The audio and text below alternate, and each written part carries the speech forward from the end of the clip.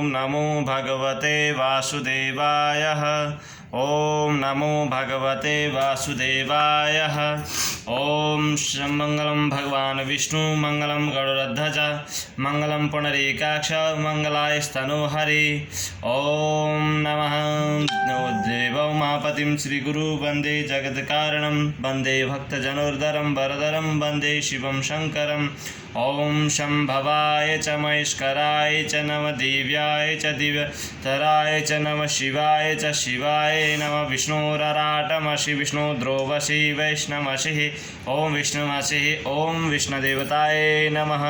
बोलो सा कार्तिक महात्माय नमः। ओम गुरुर्ब्रह्मा गुरु विष्णु गुरुदेव महेश्वर गुरु साक्षात् परं ब्रह्म तस्मै श्री गुरुभ्यो नमः। अखंडामंडलाकारं व्यक्तं व्यक्तचराचरं तद्वनं दर्शिनं देन तस्मै श्री गुरुभ्यो नमः।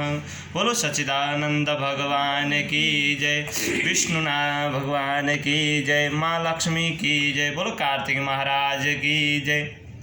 आज आपको सभी दिन की तरह आज मैं आपको कार्तिक महात्म्य के 20वां अध्याय का कथन प्रारंभ करने जा रहा हूँ। इस कथन को आप सुनिए, ध्यान दीजिए। भगवान विष्णु का जो पूर्णतः फल प्रदान करने वाला ये कार्तिक महात्म्य और कार्तिक व्रत कथा है, इसका श्रवण करने से अनेक प्रकार के रोग दुख नष्ट हो जाते हैं। और जिस किसी का भी सूर्य नीच में होते हैं, जो सूर्य से पीड़ित हैं, उनके निमित्त तो ऐसे भी बहुत बढ़िया रहता है कार्तिक मास का व्रत रहना, कार्तिक मास में दान करना, कार्तिक मास में प्रातः श्री सूर्य नारायण को जल चढ़ाना। ये हर एक प्रकार से सुख शांति प्रदान करने वाला कार्य है। इस कार्य को आप ग्रहण कीजिए, इस कार्य को ध्यान से करिए तो सुख प्राप्त कीजिएगा।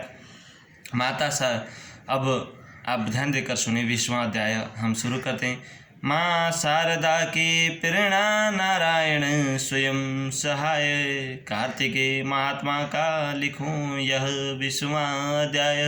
बोलो सच्चिदानंद भगवान की जय। तब राजा पृथक ने पूछा कि हे देवर्षि, इसके पश्चात युद्ध में क्या हुआ तथा वह दैत्य कैसे मारा गया? कृपा करके उस कथा को मुझको कहो। अब उस दैत्य के बारे में क्या हुआ उसके बारे में कहो करके 20वां अध्याय में राजा पृथक ने भगवान नारद जी को पूछा। अब नारद जी ने कहा कि जब गिरिजा वहाँ से अदृश्य हो गए और गंधर्वी माया भी विलीन हो गई, तब भगवान वृषभध्वज चैतन्य हो गए। उन्होंने अलौकिकता व्यक्त करने के हुए बड़ा क्रोध किया। फिर भगवान शंकर जालंधर से युद्ध करने लगे। जालंधर शंकर के बाणों को काटने लगा, परंतु जब काट ना सका तो उसने माया की पार्वती बनाकर अपने रथ से बांध ली और विलाप कर रही थी। वह अपनी प्रिय पार्वती को इस तरह कष्ट में पड़ा देखकर शंकर जी लौकिक लीला दिखाते हुए सांसारिक जनों की तरह व्याकुल हो गए और उनके अग्निपुंज की तरह भयंकर रौद्र रूप धारण किया। उन्होंने उनके रौद्र रूप को देखकर कोई भी दैत्य उनके सामने खड़ा होने के समर्थ ना हो सका। यहाँ तक कि शुंभ निशुंभ भी युद्ध में स्थित होने की को समर्थन ना हो सके।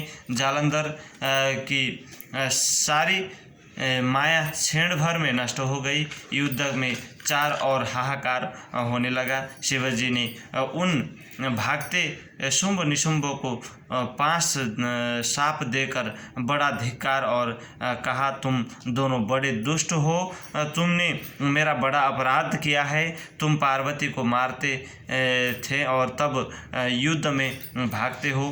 भागते को मारना पाप है, इसलिए अब मैं तुम्हें नहीं मारूंगा, परंतु गौरी तुम्हें अवश्य मारेगी। शुंभ निशुंभ वहाँ से भागे तो भगवान माता पार्वती ने गौरी ने इनका देह त्याग करवाए थे, इनको मारे थे। शिव जी की ऐसा कहने पर समुद्र पुत्र जालंधर क्रोध के अग्नि के समान प्रज्वलित हो उठा और उनने शिव जी पर घोर बाणों का वर्षा करके धरती पर अंधकार फैला दिया। तब उस दैत्य की ऐसी चेष्टा देखकर शंकर जी बड़े क्रोधित हुए। वहाँ उन्होंने अपने बनाए हुए सुदर्शन चक्र को चलाकर उसका सिर काट लिया। एक प्रचंड शब्द के साथ उसका सिर धरती पर गिर पड़ा और भयंकर हाहाकार होने लगा। जल पर्वत के समान उसके शरीर को खंड हो गए। उसके रुधिर से संग्राम भूमि व्यप्त हो गई, सारी धरती विलप हो गई। शिव जी की आज्ञा से उसका रक्त और मांस महासौरभ में जाकर रक्त का कुंड हो गया तथा उसके शरीर का तेज निकलकर शंकर जी के शरीर में वैसे ही प्रवेश कर गया जैसे कि बिंद्रा का तेज गौरी जी के शरीर में प्रवेश हुआ था। जालंधर को मारा हुआ देखकर देवता और गंधर्व सब प्रसन्न होने लगे। मृदंगा बजे, वहाँ पे अनेक प्रकार का भगवान का गान होने लगा, भगवान शिव जी की जयकार होने लगी। हर प्रकार के सारे इंद्रलोक के संपूर्ण देवी देवता खुश हैं। इंद्र की मृत्यु के पश्चात बोलो सच्चिदानंद भगवान की जय, बोलो लक्ष्मी नारायण भगवान की जय, विष्णु भगवान की जय, बोलो आदित्य नारायण भगवान की जय, बोलो सच्चिदानंद भगवान की जय। इस लोक में दुष्ट कर्म करोगे तो दुष्कर्मों को हिसाब से आपका फल मिलेगा, सत्कर्म करोगे तो सत्कर्म के हिसाब से आपका फल मिलेगा। कर्म बनाना आपके हाथ में है, आपके भाग्य को भी आप अपने हाथ से बना सकते हैं।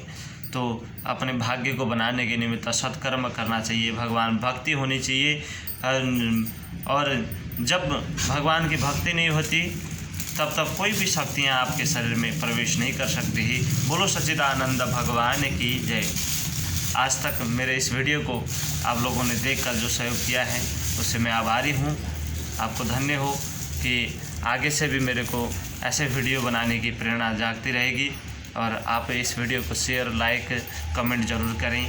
और कोई गलती हो तो उसको सुधारने के लिए कमेंट में लिखें कि पंडित जी इस तरीके से बोलने से आपको और अच्छा लगेगा। ऐसा करके मेरा इस वीडियो को शेयर कर दें। बोलो सच्चिदानंद भगवान की जय, भगवान श्री कृष्ण नारायण भगवान की।